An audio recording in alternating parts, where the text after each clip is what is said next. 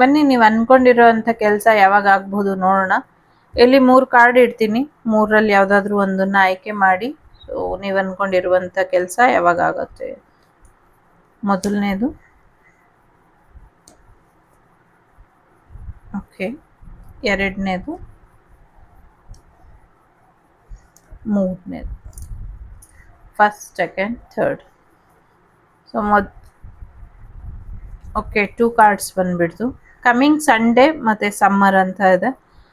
So next summer ಒಳಗೆ ಆಗೋಗುತ್ತೆ. ಈ ಸಮ್ಮರೇ ಇರೋದ್ರಿಂದ ಸೊ ಭಾನುವಾರದೊಳಗೆ ಆಗತ್ತೆ ಅನ್ನುವಂಥದ್ದು ಇದೆ. ಸೊ ಡೆಫಿನೆಟ್ಲಿ ಆಗತ್ತೆ ಅನ್ನುವಂಥದ್ದು ಇದೆ.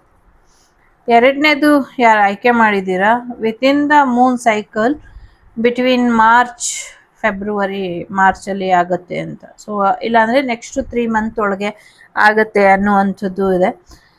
ಸೊ ನಂಗನ್ಸೋ ಪ್ರಕಾರ ಮುಂದಿನ ಹುಣ್ಣಿಮೆ ಕಳೆದ್ಮೇಲೆ, ನಾಡಿದ್ದು ಹುಣ್ಣಿಮೆ ಇದೆ ಅಲ್ಲ, ನಾಡಿದ್ದಲ್ಲ, ಸೊ ಎಸ್, ಬುದ್ಧ ಪೌರ್ಣಿಮೆ ಕಳೆದ್ಮೇಲೆ ನಿಮ್ಮ ಜೀವನದಲ್ಲಿ ಬದಲಾವಣೆ ಬರಬಹುದು. ಮೂರನೇದು ಯಾರು ಆಯ್ಕೆ ಮಾಡಿದ್ದೀರಾ, ವಿತಿನ್ 3 ಮಂತಲ್ಲಿ ನೀವು ಅಂದ್ಕೊಂಡಿರೋದು ಆಗತ್ತೆ ಅಂತ ಬಂದಿದೆ.